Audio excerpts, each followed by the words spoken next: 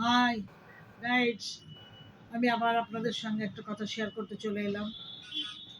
আচ্ছা, যদি আপনি গার্জিয়ান হন আর যদি আপনার সঙ্গে যারা আছে তারা যদি কথা না শুনে, তাহলে আপনারা কি করেন বন্ধু? আমার এইরকমই প্রবলেম চলছে। আমার ছেলে মেয়ে, আমি এক বলবো, ওরা আর এক করবে। এই যে সকালবেলায় উঠেছি সবাই ঘুম থেকে, সকাল সকাল একটা অনুষ্ঠান চলছে এখন। এই কাজটা করো, সেই কাজটা করো, সেটা তো আছেই।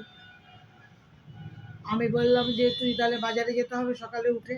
না, বাজারে যাব এখন, তাহলে কিসের জন্য? পরে যাব বাজারে, এত সকাল সকাল কিছু পাওয়া যাবে না।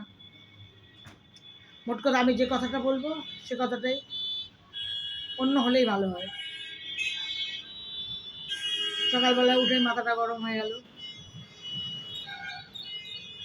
কিন্তু দেখুন, এই যে কাজের বাড়িও তেমনি, এক জায়গায় থাকি, ফ্ল্যাটে থাকি আমরা, উপরে কাজ চলছে।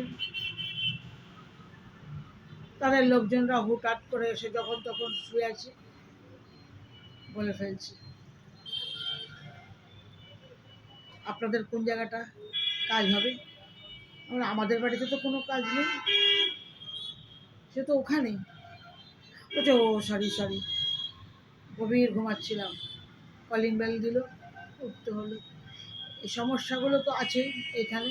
তার মধ্যে আবার ছেলে, মাছ আনবি না মাংস আনবি বাজার থেকে। মাছ আনলে আমাকে এখন করতে হবে, আরও নানান রকমের কাজ আছে, কাটাকাটির ব্যাপার থাকবে। সেটা যেমন আছে তেমনি আবার আমার কাজও আছে, বাইরে যেতে হবে। আমি তো আপনাদের সব সময় বলছি। তো সেই কারণে ওই ম্যায় ম্যায় আর তু তু, আমি এক বলবো, এক করবে। মেয়ে যেমন আসে কাজের ব্যাপারে, আমরা এই যে কাজটা করছি এখানেও সেই একই কথা। এটা ভালো হয়নি, ওটা ভালো হয়নি, তুমি এটা এরকম করে কেন করলে না? আমি এটা এরকম বলে গেলাম, তুমি করলেই পারতে। আমি বলছি আমার এগুলো আসছে না, আমার ধীরে ধীরে আসবে, সব করব কাজগুলো,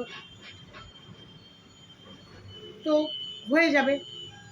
না, এখনই হতে হবে, এখনই হতে হবে। আর এই কপালে থাকলে সবই হবে সময় মতন। কিন্তু তাড়াহুড়ো করলে কিন্তু কিছু হবে না। না, তাতেও সেখানেও মনোমালিন্য হয়, এ কথা সে কথা, তর্ক বিতর্ক, জোরে কথা ছোটো বেশি কথা, এভাবেই চলছে আমাদের। হ্যাঁ, মোট কথা, আমার কথা ওরা শুনতে ওদের অসুবিধা হচ্ছে। এখন বড় হয়েছে তো, আর এখন জোর করাও যায় না, সেই জায়গাটা তো বন্ধ হয়ে গেছে। এই নানান রকম অসুবিধা, তারপরেও ভাবতে হচ্ছে কত কিছু। আসলাম জানার